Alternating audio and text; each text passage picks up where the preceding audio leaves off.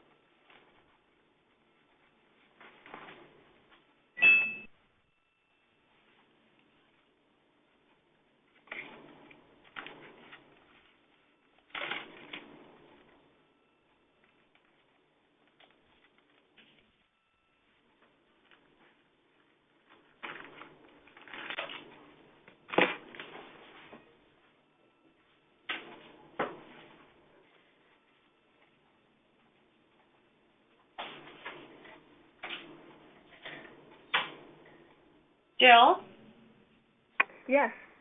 could you send Connie the moderator number? I've taken my email off. Sure. Thanks.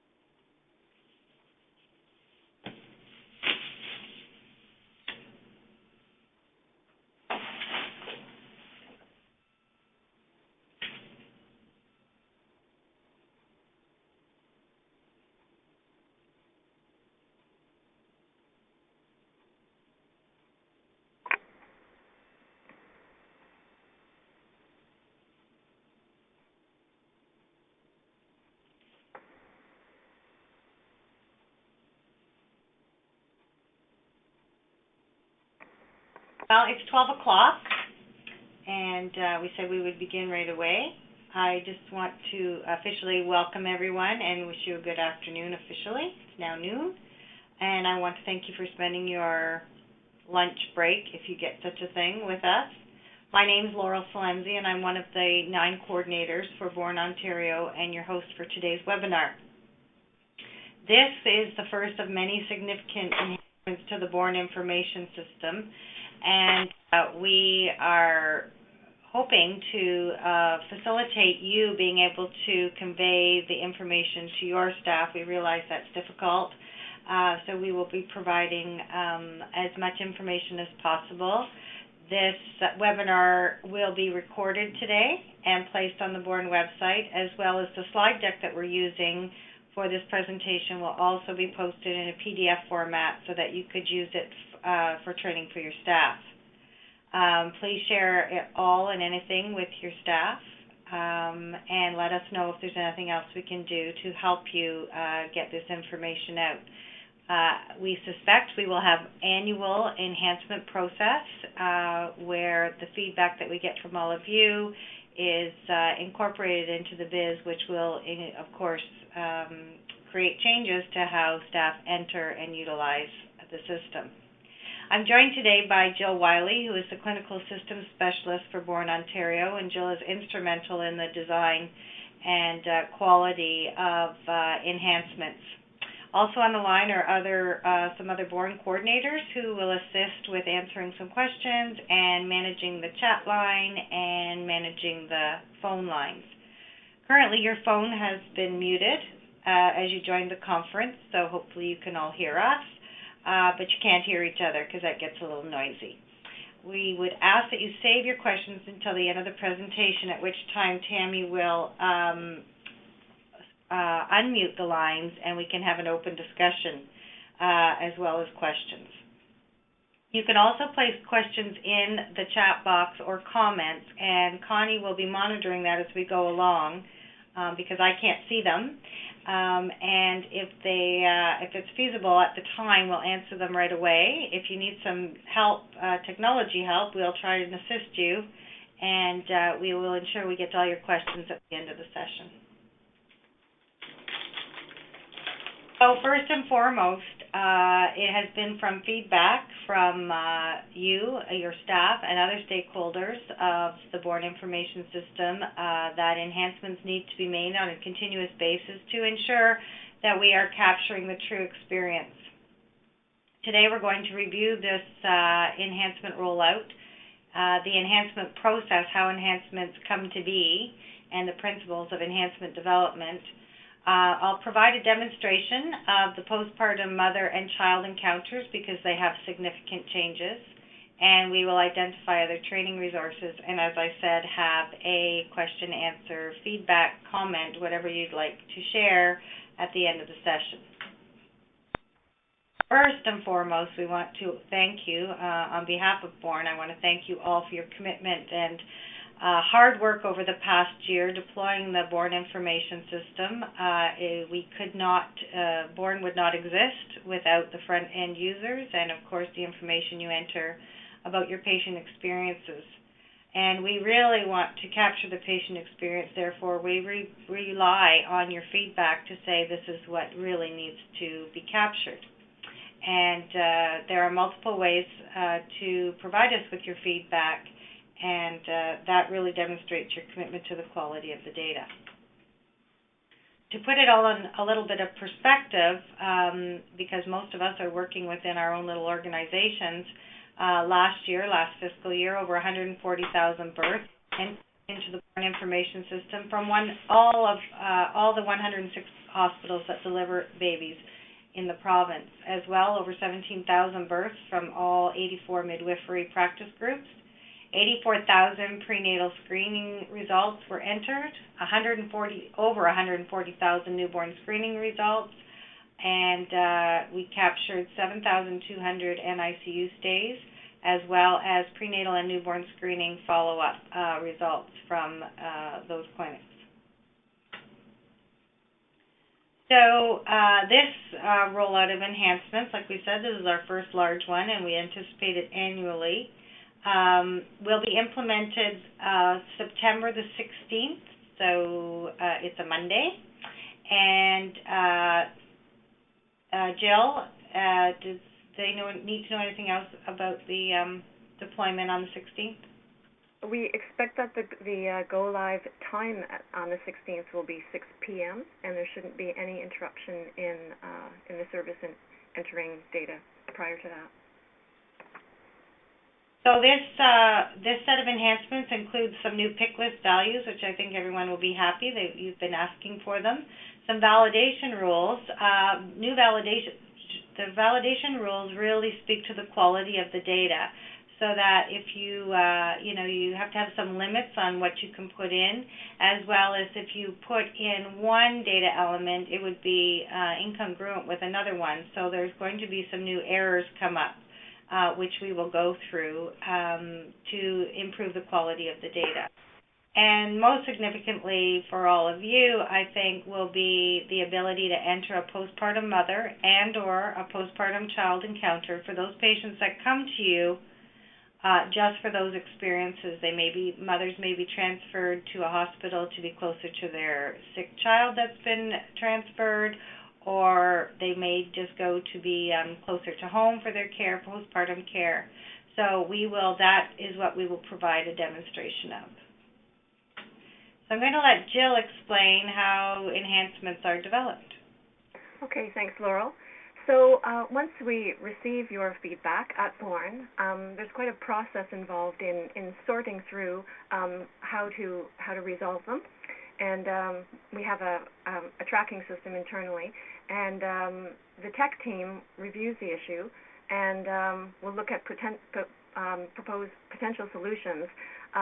If it's simple, then we can move ahead from there. But often there are other considerations to look at, because one change that might appear small can have ripple effects on other parts of the database. So we'll look at other data elements, if the change affects other encounters or should be on other encounters, these validation rules, and then data quality in general. Even data quality changes, how would this change now? How would we track that longitudinally, if it will change reporting and what people have expected from the data? We look at clinical practice guidelines, and we also look at impact on upload hospitals. Some of our hospitals are uploading the data. So we look at timing, resources. Do we do cost analysis as well? For those changes that have clinical implications, again, if there's straightforward and clarifications, and we can go ahead. But then many really require us another look to consider, for example, clinical practice guidelines or other impacts. So we have a data collection review committee, and that committee in turn may refer to other committees at Bourne, such as the Maternal Newborn Outcomes Committee, which has external experts and stakeholders as well. So we have our subject matter experts. Through that process, then we then go back and look at design solutions. The tech team works with the software developers to get the right look and feel and have the validations working the way that we understand the feedback is requesting. And then the coordinators come in and do the testing and plan, develop, deliver the training. And because the feedback has come from you, they are, again, the place where they are the face of seeing, is this how it needs to work, and then bring it back to you in the field.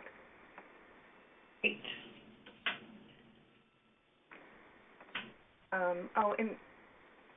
And for feedback is welcome at any time. We do tend to get it in an ongoing sense, and that helps us manage this process. And as Laurel mentioned, your feedback can come through your local Bourne coordinator, or we have an email address at info@bourneontario.ca. In addition to larger enhancements that we plan quite a bit for there, as you know, there are times when unexpected scenarios happen in the system where we have defects or glitches that come up, and we address those as soon as possible, especially if they impact the ability to enter data, to enter a birth and enter it accurately the way it happened.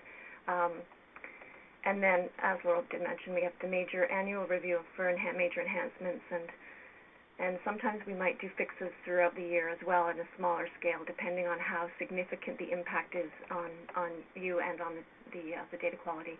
Back to you, Laurel. Thanks. So I'm going to start with some new pick list values. Connie, are you on? Yes, I am. Great. So no issues with participants being able to see, or? I've got nothing in the chat box at all at this time. Okay. So we're going to go through with some of the revisions. So these are on the pick list. Of importance, and data element previously collected was pre-existing health conditions.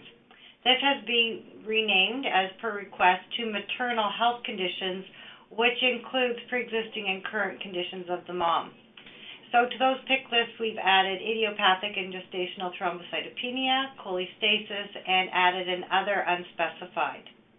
The next one in drug and substance exposure in pregnancy was you were able to choose narcotics or opioids, and narcotics will be disabled, and so the selection will be opioids only. What these mean is that these are the encounters that these data elements are found in, antenatal general, labor, and birth mother, and you'll see that beside each revision. In Group B strep screening results, we have added that the mother declined screening as a pick, and able to track that activity.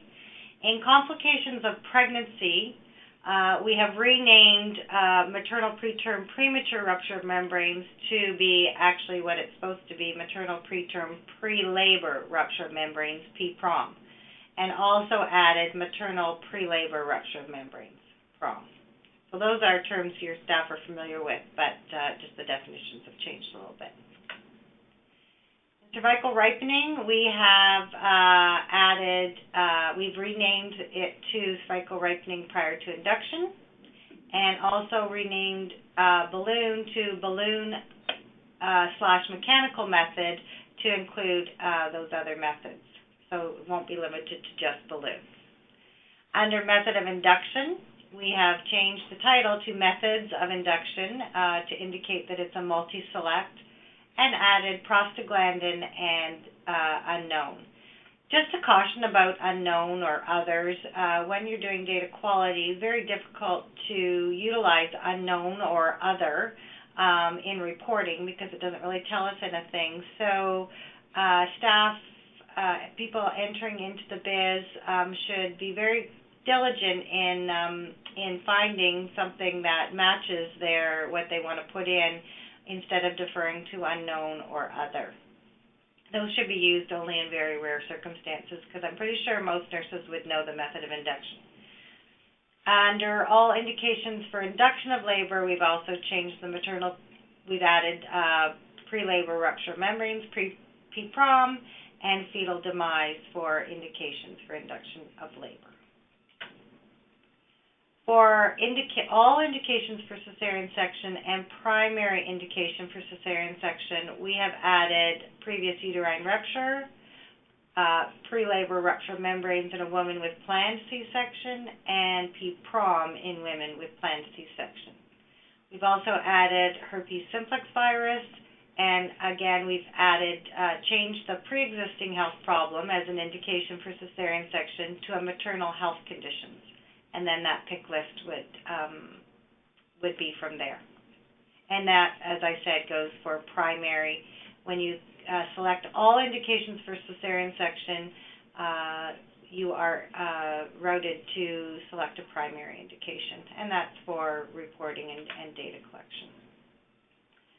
Under maternal transfer from, we have added, as requested, other unit, same hospital. This is to allow for women that are transferred from, say, psychiatry or a surgical unit to the postpartum unit. And as well, in maternal outcome, we have added transfer to another unit, same hospital. For the same reason, mothers are occasionally sent to other areas in the hospital. This would not include the ICU because there is a PIC that says transfer to and transfer from the ICU. That is there already. So just of note, in maternal outcome, no transfer is no longer an option to select in postpartum mother. Every mother has to go somewhere, so we had a lot of significant data errors with no transfer in every encounter. So this is not available now in the postpartum mother because there must be a selection of where the mother went. Most of them home, we hope. In reason for maternal transfer from and to, we have added 3 more selections. If the mother was sent to another hospital, it may be just to keep the baby and the mother together for babies that are moved for intensive care, so we've added that. Care closer to home. There are situations in Ontario where mothers are delivered in one hospital and receive their postpartum care in another hospital. And we've also added condition improved, and this would be utilized when mother is transferred from ICU to your postpartum unit. And now you will be able to capture that transfer in the enhanced postpartum encounter, and one of the selections will be the reason she came to us is because her condition improved. And I'm going to let Jill explain the child pick list revisions. Okay, thanks, Laurel. So the first one on the list there, newborn conditions and complications, has the new pick list option, neonatal abstinence syndrome, added to the birth child record. And newborn transfer from on the postpartum child has other unit, same hospital, similar to what has been added to the postpartum mother. We recognize that this is probably going to be used rarely, but because we have this is a new enhanced encounter, we want to err on the side of being inclusive and ensure that we allow a pick list option so that we don't have the situation where something has happened and you are unable to enter the scenario. So we'll see how we'll keep it there, and if it turns out that we don't need it, we can always revisit that, but it's available. Newborn discharge or transferred to on the postpartum child, we're adding transfer to other hospital. So this will enable capture of babies transferred to postpartum to be with mom. Reason for newborn transfer to, we have added keeping mother and baby together, as well as care closer to home, similar to the postpartum mother, and condition improved is already on that list. Lastly, on the NICU encounter, neonatal transfer from, we're adding birth center, and this is to align it with the other encounters where maternal transfer from includes birth center. Also, related to this pick list now, there are two new birth centers in Ontario that will be opening in the fall, and they're midwife-led birth centers. They've been funded recently by the Ministry of Health and Long-Term Care, and these are it's a pilot project, and so they will. This will provide a third setting now where births can be entered, and so when you select transfer from hospital currently in the system, then you've been able to select which hospital, and if it's been a midwife-attended home birth, you've been able to select midwife attended, or the midwife practice group. So now, if transfer from is a birth center, there will be a pick list for these two new birth centers, Toronto Birth Center, which is expected to open in November, and the Ottawa Birth and Wellness Center expected to open in October. Okay. Laurel. Lots of things happening. So looks like most of us, I think, when we talk about validation rules. I mean, data and data management has become a whole new skill in the hospital environment. So a validation rule, as I said before, what it does is provide enhanced data quality, so that you can't pick one thing and not and then pick something that's totally against that. So, for instance, you can't put in a weight that's 10,000 grams. So that's really a limit, but it's also a validation rule, so that we can validate that the data is actually correct. So I'm going to go through these fairly quickly. Like I said, you will have access to this PowerPoint soon, hopefully by this afternoon. And we don't go live for a week or 10 days, so we will the coordinators will be able to help you sort all this out. This will not impact staff directly, but they will get new error messages. For instance, if you put that the province is out of country, then you can't select Canada as the country. So that makes sense. As I go through these, you're going to say, well, of course, but currently these were not in place, and really allowed for errors to be made, which is easy to do when you're putting data into a database. So if you choose out of country, then you shouldn't be putting in a postal code, because if postal code is entered, then the province cannot be out of country. It's Ontario. So it's really just matching up. Also, if you select diabetes type 1, you can't select diabetes type 2. If diabetes type 2 is selected, you can't select type 1, vice versa. Also, if you select diabetes type 2, insulin dependent, then you cannot select no insulin, and vice versa. So really, a patient can only have one type of diabetes, and if you select a insulin-dependent diabetic type 2, then you need to have insulin selected as you can't select no insulin. Under maternal health conditions, you can either pick hyperthyroidism or hypothyroidism, not both. If the method of EDB, so EDB is determined by assisted reproductive technology, then you cannot select type of conception as spontaneous. So I think that really speaks to a validation rule. If you choose that this mom had ART, then of course her conception was not spontaneous. So it really reduces the ability to enter erroneous data. If the first trimester visit equals yes, if this mom had care in her first trimester, then the antenatal health care professional cannot equal none. If all indications for induction of labor equal multiple gestation, then the number of fetuses must be greater than 1. So they're not going to allow you to put in 1. If the birth type is no labor C-section, then the C-section stage is not applicable. If the birth type is induced or spontaneous C-section or a no labor C-section, then the birth location must equal a hospital, because as a rule, C-sections are not done outside of hospital. If all indications for C-section equal multiple gestations, then the number of fetuses should be greater than 1. If C-section indication is a failed forceps, then forceps and or vacuum must have been selected. And if C-section indication equals an unsuccessful VBAC, then of course the number of C-sections cannot equal 0. You're a VBAC, you've had a C-section before. If the type of birth equals C-section, then the attending healthcare provider must be an obstetrician, family physician, or surgeon. Connie, we have any questions yet? Nope, there's nothing in the chat box, Laura. Great, thanks. If the type of birth equals an assisted vaginal birth, then of course you must select vacuum or forceps. If cervical ripening equals intracervical prostaglandin or vaginal prostaglandin, then the method of induction cannot equal prostaglandin and vice versa. So one is about ripening and one is about induction. So if they use prostaglandin for the ripening, it can't be used as the method of induction. It's the ripening, although ripening is part of induction. Now here's our favorite. We think if we could hear you, you'd all be jumping up and down, and when you let your staff know, they'll be jumping up and down. If you enter a Gravida 1, then all the following data elements will pre-populate to 0 or default to 0.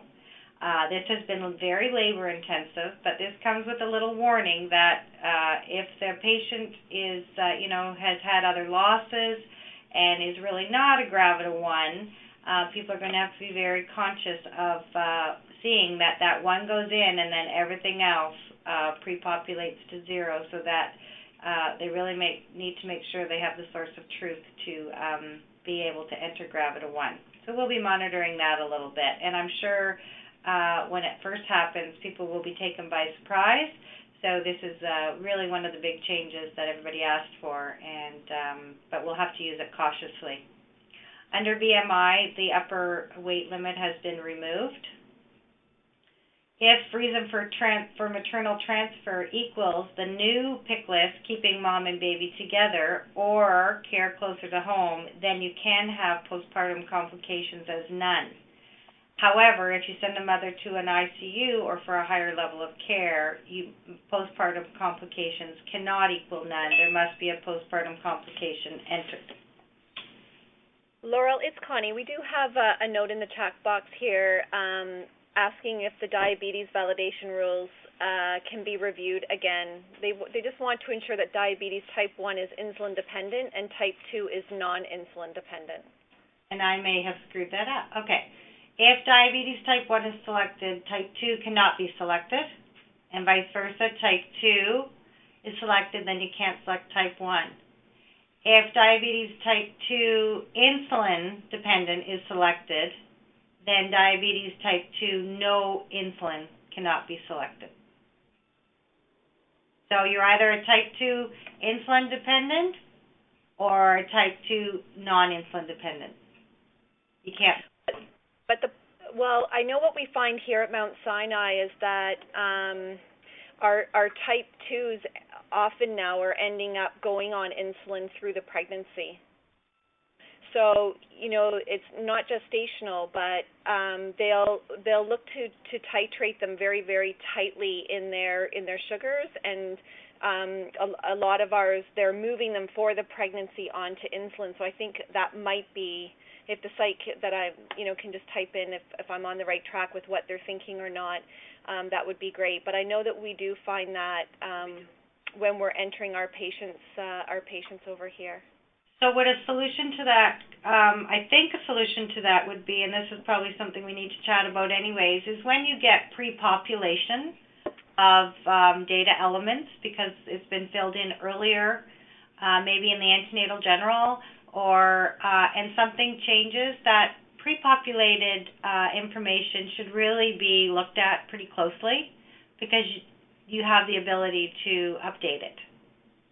So would that be a possibility in this case, Connie, where someone has selected a type 2 no insulin, and then during the pregnancy that changes? Yeah, I think that's quite possible that can happen. I know that they take all of our type 2s off of metformin or any type of enhancer, yes. Any type of an oral glycemic or anything like that, and put them onto insulin. I think that's important. It's probably related, and it does, when you have a pre-existing condition like that, and then you move into pregnancy and it changes. Our old rules do change too, of where our type 2s are never on insulin, and it would be good to look at, I think, maybe a little bit more broadly as care changes in general on type 2s.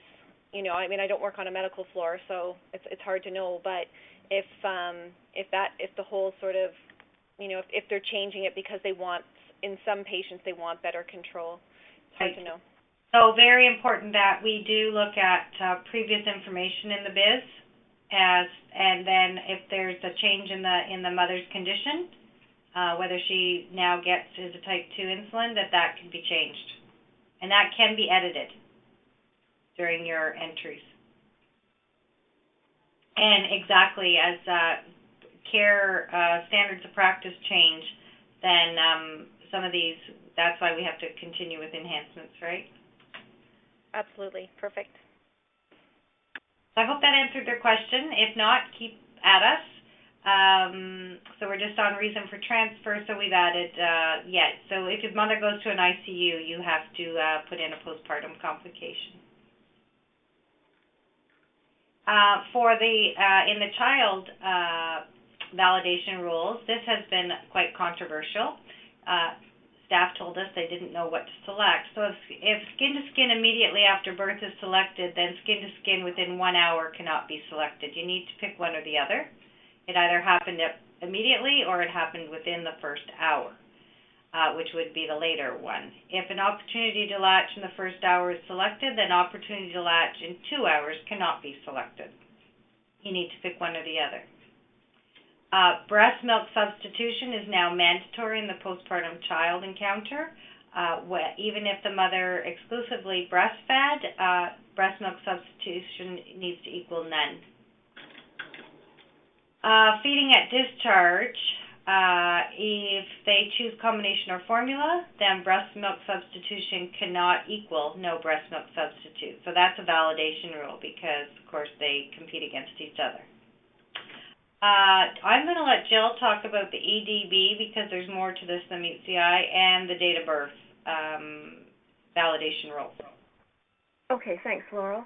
Yeah, they are kind of complex, and so the just by way of review, as you know, the gestational age is auto-calculated on the birth mother encounter based on the EDB and the date of birth of the birth child.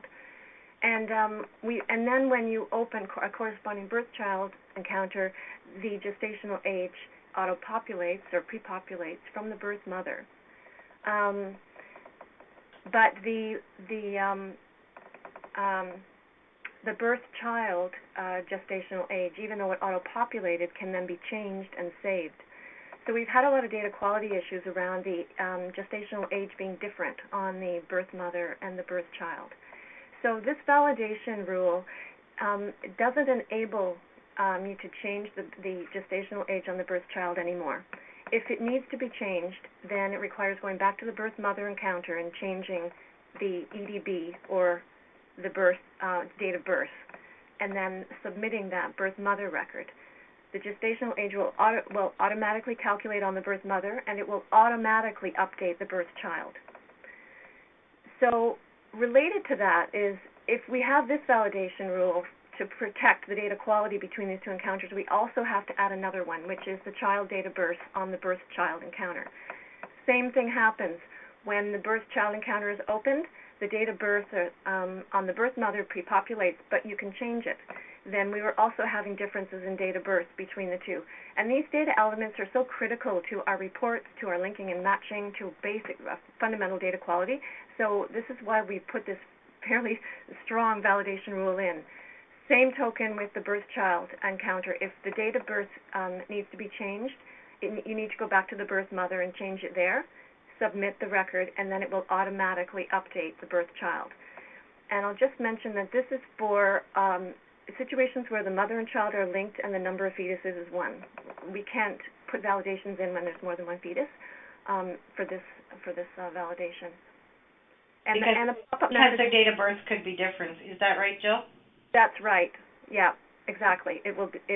We'd have to work that one out further. This one will take the first stab at getting that situation. And the pop-up message will be clear about what's happening. If you try to change it on the birth child, it will say, to change the date of birth on the birth child, please go edit date of birth on the birth mother. And then if you go to the birth mother, it will guide. Validation error messages seem like bad things, but they're guides to help you understand what's happening, and all of us keep track of all these things. Back to you, Laurel.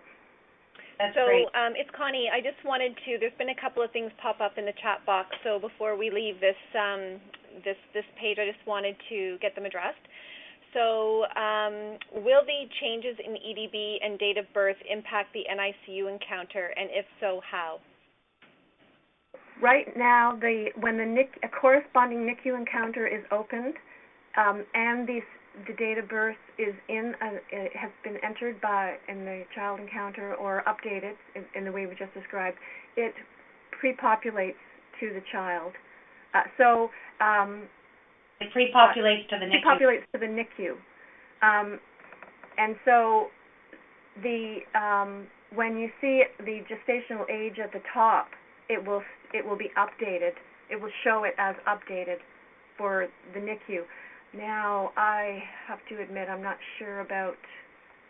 I might have to check that and get back to you before we finish up today. Just further details on the NICU. So the date of birth and gestational age is pre-populated from the birth child to the NICU encounter currently. We know that. So the question is, if we edit the date of birth on the mother record, like we've instructed them to do, will it pre-populate into the NICU encounter? That's the question, correct? Yeah, just the changes there. Yes, how will they affect the NICU, and if they're going to, then how will that look? So Jill will confirm for us by the end of the webinar, or try to. If not, we'll send out information. Great question. Yeah, really good question. And then there's just another comment in the box that sort of, talking about the early attachment and feeding. A small admission, but this has been, again, I think some elements, that's why we're enhancing them, that have been a little bit confusing for sight. So it says, I have been guilty of picking both opportunity to latch in 2 hours and 1 hour because I thought it was the only way to show that if I also select latch achieved, that this may have been after 1 hour but before 2 hours. Okay, so latch achieved is on the discharge, right?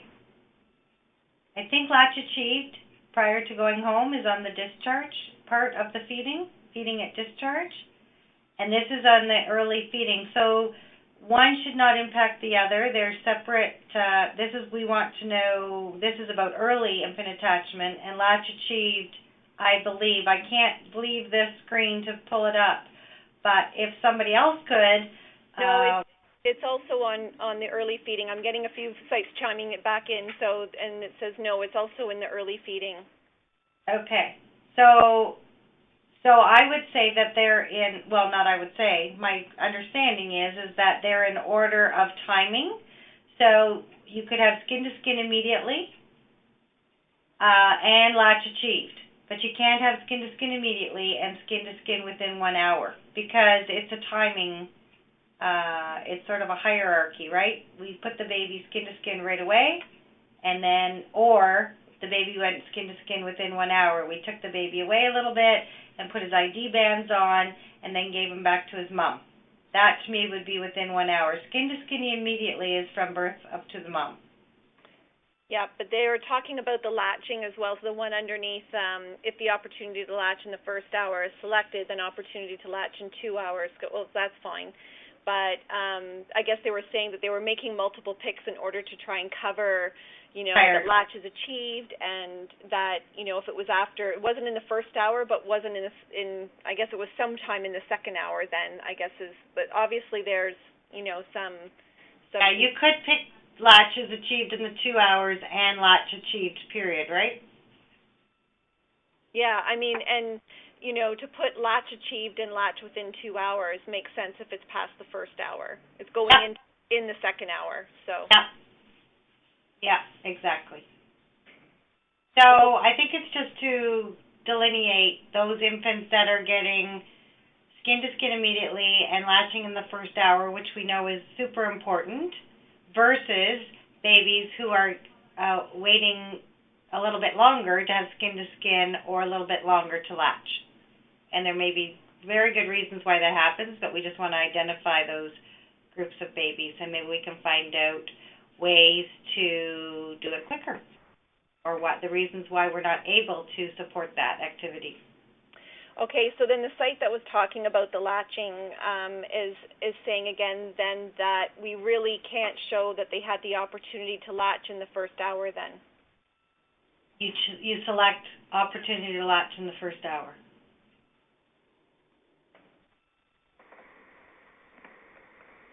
If they latched in the first hour, then it's the first hour.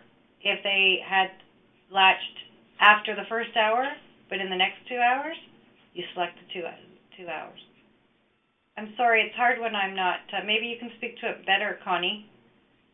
I don't know. I'm getting a little confused because then another site's chiming in saying, but in your comment you said that if it was after an hour but before 2 hours, if it was before the first hour, put latch achieved and latch within 1 hour. I feel like I'm getting...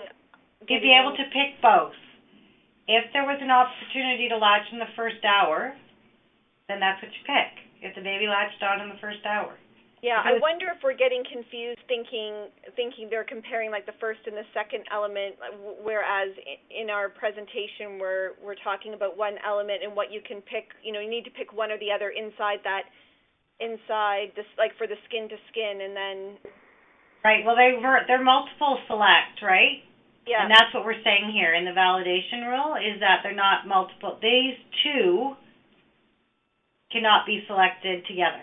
You need to pick one or the other. But it doesn't mean you can't pick the others. It's just these two, skin to skin, that timing.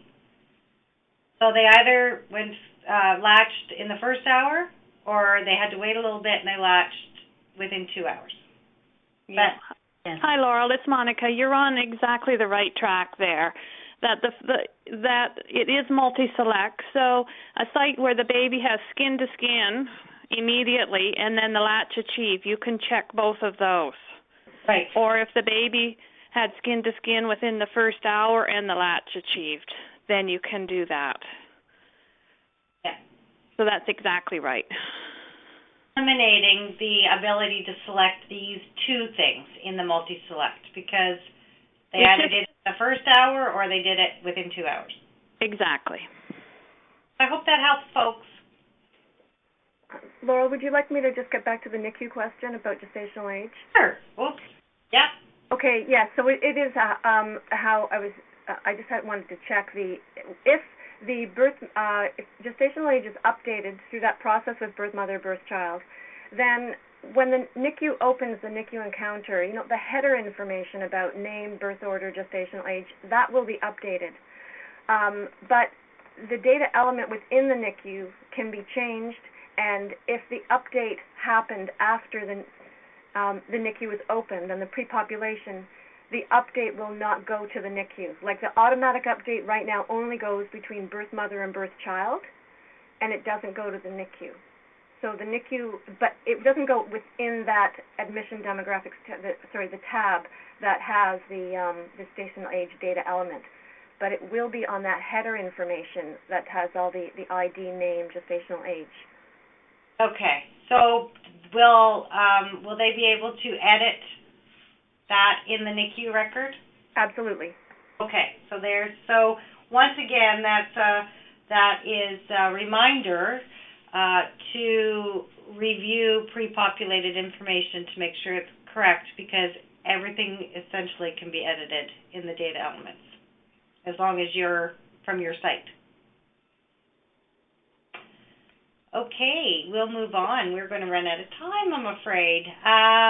But this is great. We love your questions, and it was interesting because the webinar on Wednesday, there was very few questions, and we were done a little bit early. So, but we'll keep going and hope that you can stay on for the demonstration.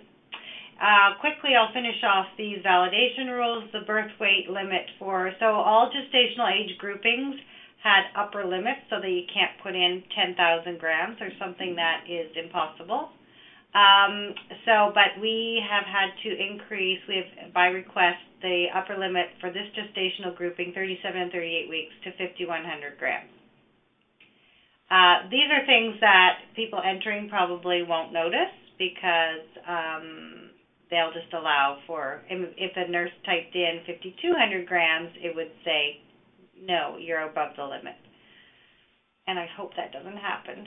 On neonatal death, the neonatal death data element is now mandatory on the NICU, postpartum child, and birth child if the birth outcome equals live birth. This has previously been optional, but it really impacts reporting. So is now for under neonatal death and NICU, postpartum child, and birth child. If the birth outcome is live birth, then they will enter no under neonatal death. If it is a stillbirth, this data element is grayed out. So there are some cross-encounter validations too now. A warning message will come up when the type of birth is a no-labor C-section, but type of labor does not equal no labor. That's a bit tricky, but if those of you, I don't know how many of you are on that actually enter data, but you'll get that. Under type of birth, a warning message flag. When the type of birth on the birth mother and birth child are not the same, you'll get a warning flag now that you put in that the baby was born by C-section, but the mom had a no labor. I had a spontaneous labor. A warning message flag for the birth mother or birth child to be created if the baby was not born in a birthing facility or a midwife-attended home birth. So, if we are going to go in a minute into this new postpartum encounter, which allows you to enter a postpartum only. However, that will only be valid if the baby was born in a birthing facility or a midwife-attended home birth. If babies are born on in a taxi cab, en route, or an ambulance to the hospital, then a birth mother or birth child will still need to be created. So a flag will come up for a birth mother or birth child to be created if the baby was not born in a birthing facilitated, midwife-attended home birth, or now, I guess, a birth center as well. Right, Jill? That's correct. So, Laurel, we have another question in the box. It says, do we need to complete a labor section when it is a no-labor C-section? No. The answer is no. Patient experience. The patient hasn't had labor, just go right straight to the birth mom. Yeah, please, and that's just a reminder to your staff, it is not required to create a labor encounter if the mother never had any labor. If she labors and then goes to a C-section, you do have to create a labor encounter. Okay, we're going to go into these postpartum encounters. This has been by very popular demand. That for women or infants that are transferred from a birthing facility or a planned home birth that come to your organization for postpartum care only, you can now create a standalone postpartum mom or postpartum child encounter. Previously, it was required to enter a labor, if there was one, and birth encounter for not under the other hospital, but saying that there was a labor and birth at another hospital, so you had to enter all that, or it showed up on your incomplete reports. Now, you can enter just postpartum only, and it will not show up as an incomplete because the experience in your hospital was just a postpartum encounter. So I am going to go into the live demo now. We did have some issues on Wednesday with people unable to see the demonstration, so give me a sec to get on to the demo. Now, this is what it's going to look like. I am going to do something. Sorry, Laurel, can I just interrupt for 1 second? I'm sorry. I just got another, I just wanted to address the last question before we go into the demo while you're loading up, if that's okay? Yeah. It's asking, will the administrator be able to remove the labor encounters when it is put in accidentally for a no-labor C-section? So if you want to continue on, I'm happy to take this one. The system has been enabled to handle a labor encounter being started, and there is a pick now for no labor, and you can just continue on with that encounter and submit it, and the system will take it. So previously, the user would get stopped right in their tracks with entering, and on the incomplete reports, it is showing your few patients who have labor encounters with no labor as a pick. So it's up to you whether you want to have them removed or not. We're still looking a little bit sometimes at this one, and I'm not sure, Jill, if this one is really still up for a lot of debate, or we're going to leave it as is. But we are also looking at the local admins having some access to removing encounters, but that hasn't been moved forward, as best of my knowledge, just quite yet. But it is definitely on the table for discussion. Yeah, Connie, we are exploring that right now. We're looking at design options for enabling that for sites to be able to delete their own labor encounters. Perfect. And there's just one other question popped up as well, which we love the question, so we love the participation. If a mom gets admitted only postpartum and baby gets admitted also, do we only need to enter a postpartum child encounter? If mom and baby are both admitted for postpartum care only, you'll need to enter a postpartum mom and a postpartum child only encounter.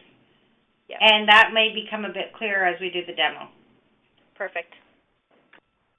So I hope everybody can see this screen.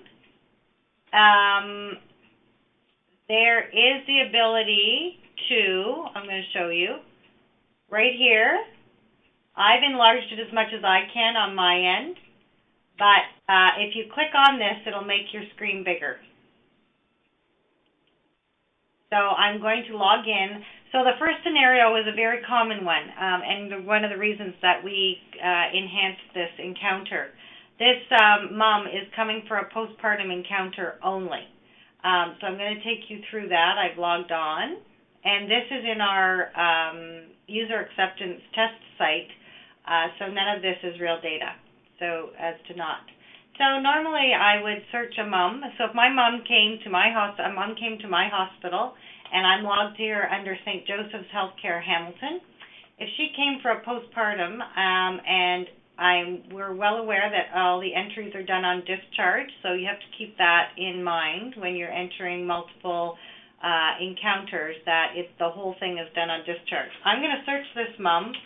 And I just made up fake patients by her name and her birth date, because I don't happen to have her OHIP number.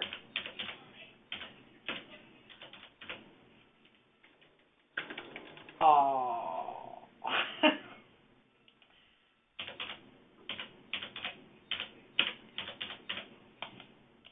And for those of you who don't enter but support your staff, this is a really good exercise, I think, of being able to see what they go through. So you have to select the pregnancy, this pregnancy. There could be multiple pregnancies here in this fake patient. We just created one pregnancy, but there is the opportunity to select. So when I open this patient, I am going to see that she came from Hamilton Health Sciences, Hamilton, and they were kind enough to enter a labor and birth encounter prior to her coming to us.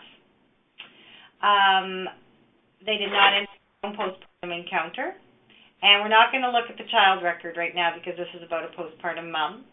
However, if this hospital, the sending hospital, had not put their information into Born, then these would not be here, and there would be all the green plus signs, which is your ability to enter. So I'm going to enter for St. Joe's. In this case, we've added a St. Joe's Health number, and if that wasn't there, this is where they would add the ID number for your hospital.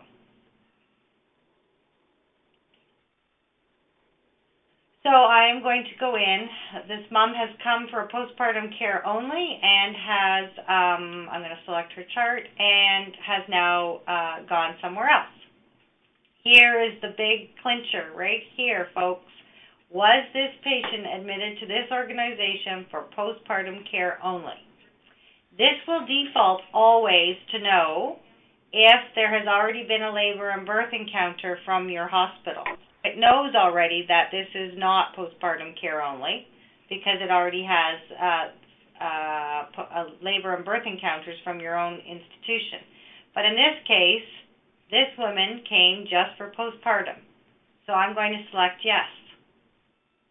And I'm going to pick her admission date as September 3rd. She was admitted by an obstetrician. Oh, I need to put in a time she came. She came from another hospital, and she came from Hamilton Health Sciences,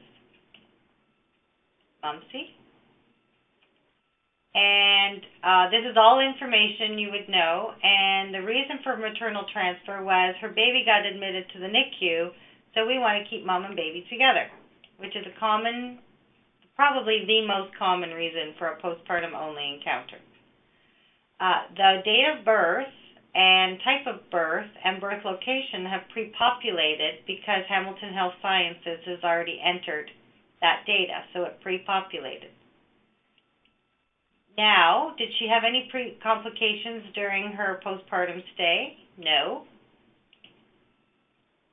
And under her breastfeeding support, this baby was in the NICU, so we'll select that she was hand expressing. She had her Healthy Babies, Healthy Children completed, and she went home on today, at 9 o'clock this morning, leaving her poor baby in the hospital. You can see that her length of stay is calculated from the day she was admitted to our unit for postpartum care only, and she was here for 3 days. So that's the way to do a postpartum only. This is the clincher right here. Now, if this mother came to the postpartum unit and then got sick in our hospital, we could also capture that. So I'm going to say that she got sick in her postpartum experience, and we transferred her from our postpartum unit to the ICU on September the 4th. And that's it. Then we submit it. So she's gone from postpartum to ICU in our institution. So I'm going to submit that. This is always where I get the errors. All right. So there's exactly what happened. She can't go to an ICU, this is one of the validation rules, with no postpartum complications. So now I'm going to say she had a late postpartum hemorrhage. And I can't have both because that's a validation. I can't have none and postpartum hemorrhage. She went with a postpartum hemorrhage, and she went to the ICU, and we discharged her from our postpartum floor. Then she got better, and she came back to our postpartum floor. So I'm going to click for an additional transfer because we thought that we had finished this month. So all this will be completed, and we're going to click for an additional transfer. Because now she came from ICU back to us. So maternal transfer back, or readmission date, she came back to us yesterday at 11 o'clock, and then we discharged her home today at 9 o'clock. And her baby's still in the NICU. So I could press submit. What I want to show you is if this could get a little complex for staff, because as we've been told, some women and babies have multiple transfers, and so they may put this in erroneously. And instead of having to call us and say, oh, we put it in by accident, you have the option to delete this transfer number 2. And she just went to the ICU. She never came back to us. But in this case, she went home. She came back to us and went home. So again, she was readmitted yesterday. And she was well, so we discharged her home this morning.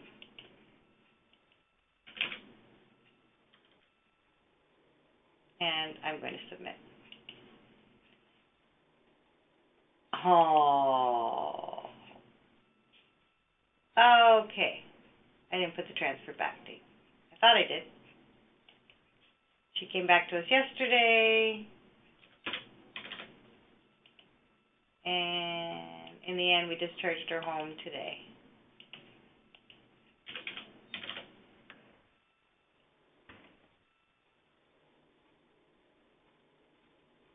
Okay. Okay, my friends. It's not saving.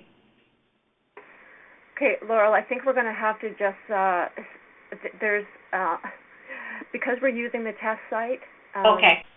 There are a couple issues that were caught this morning, and maybe they're working on them at the, so we'll just, go in. You've entered everything accurately. Yeah, and that's just to demonstrate the ability of multiple transfers. As Jill, they are probably working on it today because they're getting ready to go live, and this is where they test as well. I guess we should have told them we were going to use it today, but that's okay. I want to give another example, 2 examples, so we can get into questions. I am going to change organizations, and now we're going to demonstrate a mom that comes from another hospital to an ICU, and then transferred. Others often, unfortunately, have to be transferred. So this mom came to us from St. Thomas to Hamilton Health Sciences because London was closed, whatever. And I am going to enter, so she came to us and we want to enter her entire experience. And, whoops, 7, 3, 4. We're going to run a little over. I hope that's okay with folks, but it's because we really wanted to answer your questions as we went along. Here's this patient. I entered her OHIP number because I want to select her experience at Hamilton Health Sciences, and lo and behold, St. Thomas has entered her birth and postpartum encounter. She clearly did not have a labor. Again, we're not going to worry about the child. I'll show you that. That's the last one. So she came to Hamilton Health Sciences for a, she ended up in our postpartum floor. I showed how to enter the number. Okay, so did this mom come for postpartum care only? Yes. But this woman came directly from St. Thomas to the ICU. Women who go to the ICU do not have born encounters completed. We do not collect information from there. So their ICU experience is not completed. What we're trying to capture is the transfers. Moms that are, they go to ICU. We can't capture anything after that, but if they come back to the postpartum floor, we can capture the transfer experience. So this woman went to the ICU at Hamilton Health Sciences and has now come to our postpartum floor. So did she come for a postpartum care only? Yes. She was admitted on the 1st to our floor. We don't know when she came. St. Thomas would have entered that she came to Hamilton Health Sciences for whatever reason to ICU on the certain date. She was admitted by an obstetrician. She came in at 0700.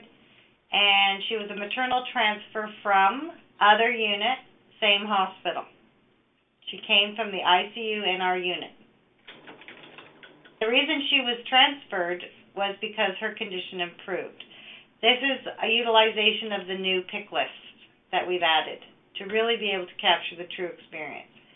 Because St. Thomas entered her info, this pre-populated, she was a no labor C-section, date of birth, and where she came from.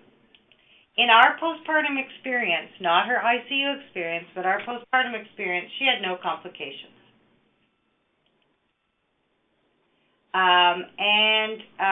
Because she was unwell, let's say she was, and the baby was transferred, she had a latch achieved prior to discharge. Her Healthy Babies, Healthy Children was completed, and she was discharged home. And then we would put the date and time. If she got sick again and had to go back to the, I guess I better put the date and time in, and had to go back to the ICU, what we're trying to demonstrate is these transfers back and forth that we know happen in real life. If I get an error message, hey, I finally did one. So actually, let's say this mom went to our postpartum floor and then got sick. She went back to the ICU. Yes, she went back to the ICU on this date. And so we thought she'd gone back to the ICU. Oh, my goodness. Oh, right. And again, she went back because she had already come in with, say, a pulmonary embolus, and she got it again, and she went back, and we would submit. And then she could come back to us again from the ICU, and we would put in the date and time she came back, and that eventually this mom went home. And we would submit. It's not going to take it, but I want to get to the child. So it just gives you an idea of the options for really being able to capture true experiences. I just want to do this baby now, which I need the OHIP number. So this baby came to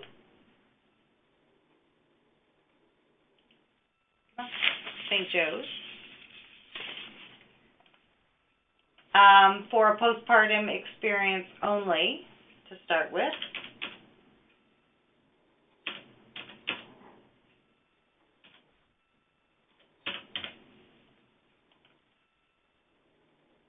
And there's my baby. This baby went to, we can see what's happened here. He has a birth experience at Hamilton and a postpartum experience at Hamilton. But he came to St. Joe's because his mom was transferred to the ICU. And you can see we don't have the mom here because we're not going to do both at the same time. So we want to do our postpartum child experience only at St. Joe's.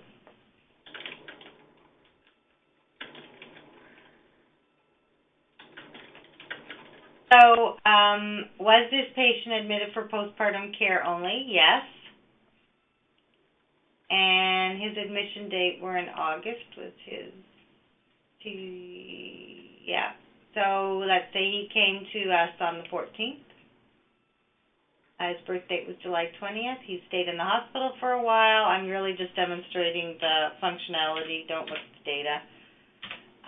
But we can see he was born at Hamilton, and he came from a hospital, and he came from, because his birth hospital may not always be where he came from. So, as we know, sadly, babies are transferred all over the place. But he was transferred from there. And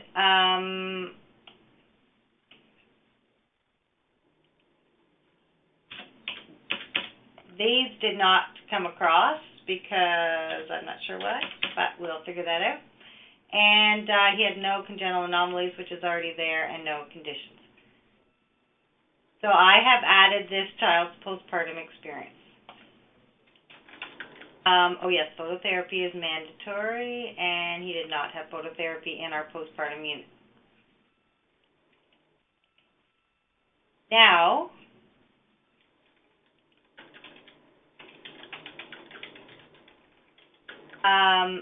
so his newborn screening was not done by us because it was done at Hamilton, and we know that. And he did not have a hearing screen, and he had no breast milk substitute. And at discharge, he was combination feeding. Oh, can't do that because he had no breast milk. He was breast milk only. He was not a neonatal death. This is now mandatory. But while he was with us, he got sick. So he went to our NICU. And the reason he went to our NICU is because he requires a higher level of care. And he went on August, when was he born? 14th he came to us. He went on the 16th. And we're going to submit. So this baby went off to the NICU. So this is just because this baby was transferred, we know that babies go between postpartum units and NICUs all the time. And so now he's going to come back to the NICU. So, and to the postpartum. So we're going to click for an additional transfer. We thought the baby was gone to NICU for good, but he's come back. So he came back to us on August 19th.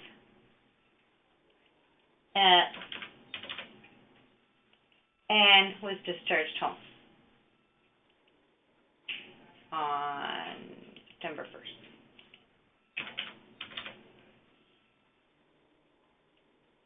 And that captures his back and forth experience. And his experience in the NICU would be captured in his NICU encounter. Okay, that's the demo. Hopefully it was helpful. The key messages are you can now enter a postpartum mom or postpartum child encounter when a birth occurred at a birthing hospital, birth center, or a planned home birth. If the baby was born, like I said, parking garage, taxi cab, outside of a hospital or birth center, or an unplanned home birth, then the labor and birth mother-child must be created, and you will be prompted to do that because there'll be none entered. If the baby was born at your hospital and had a labor and birth encounter there, it will automatically default to no, and you cannot select no transfer as an outcome for the postpartum mom anymore.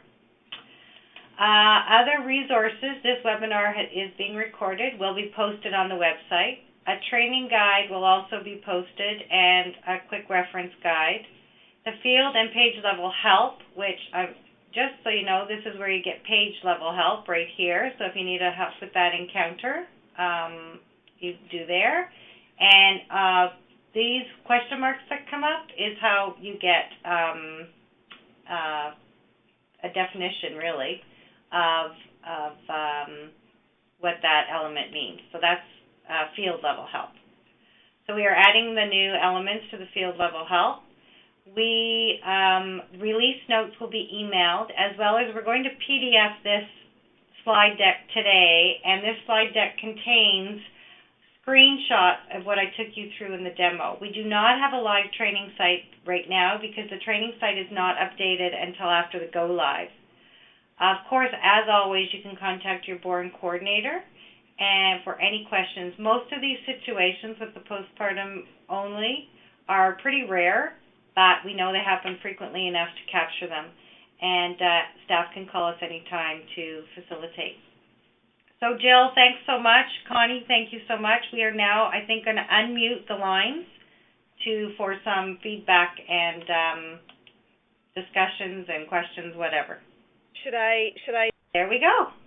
Should I address what's been in the chat box while you've been going through the last demo? Sure. Okay. Sure. So just to tidy up a couple of those things very quickly, I know we're over time here. What happens when a patient is transferred postpartum from a hospital not on the list, for example, a psychiatric hospital? Oh, that's a great question. Yeah, it sure is, isn't it? So we will need to address that. So a postpartum experience only. I'd be interested to know what the birth hospital was. The mom delivered at the psychiatric hospital? It's Monica. We've had a couple where a woman has their baby in a birthing hospital and then is transferred to a psychiatric hospital post-birth.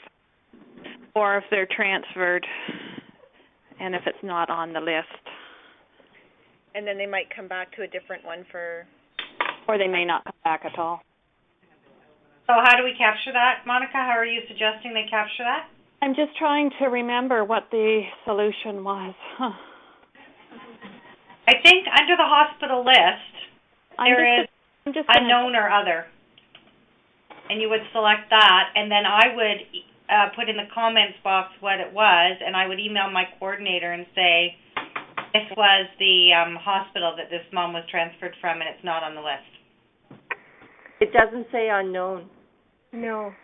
Or other. Maybe we should look at that. Okay, that is a great question, and we'll need to address it, because if that's really happening, then we need to be able to capture it. Consider that noted. There's also a little bit of discussion in the chat box while you were chatting there, Laurel, about a patient being discharged home but coming back within the 6-week postpartum period.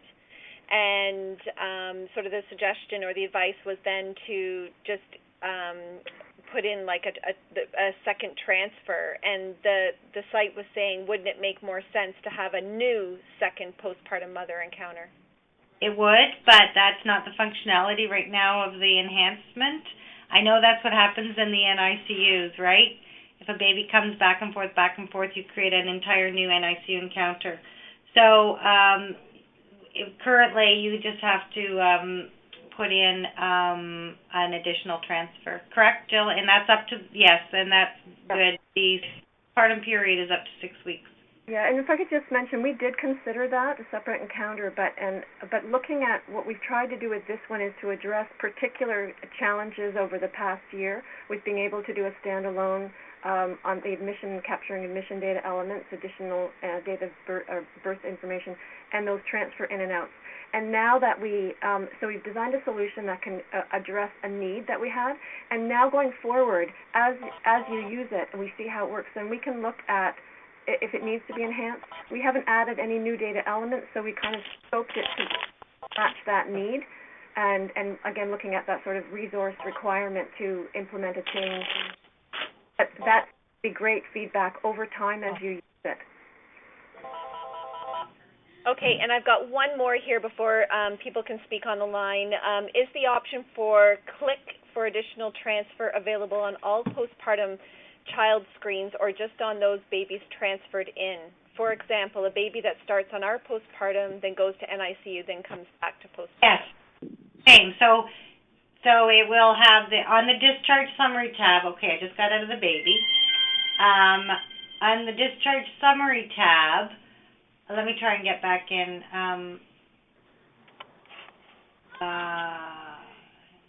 Sciences. Let me try and get this little guy in. On the discharge summary tab, it will always have the additional transfer. I just happened to use that one case, but let me get him up again.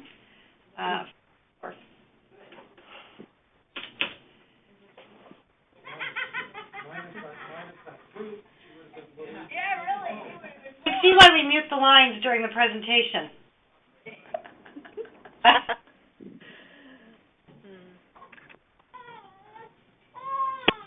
Oh, we have a baby watching the webinar. How great is that?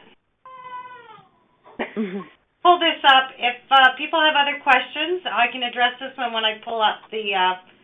I'm just come back to the hospital transfer. We can get the system administrator because all hospitals in the province should be on that list. So we'll need to look at that list and ensure that is accurate. Okay. So for this patient here, this postpartum child, when he had his postpartum at McMaster, under the discharge summary tab, it will always have click for additional transfers. So your postpartum to NICU to postpartum to NICU can always be captured.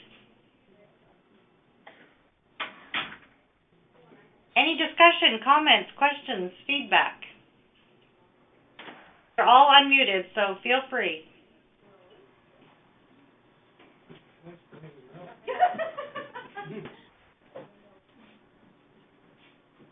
No? Okay, so we have recorded this. We'll be putting the training. We know that you have staff to train in this. We are available for any support. The go live is September 16th. We will put the training resources up, and there will be an email with release notes outlining the exact changes. And if we can help you with anything else, please let us know. Thanks very much, everyone. Thank you. Bye-bye. Bye now.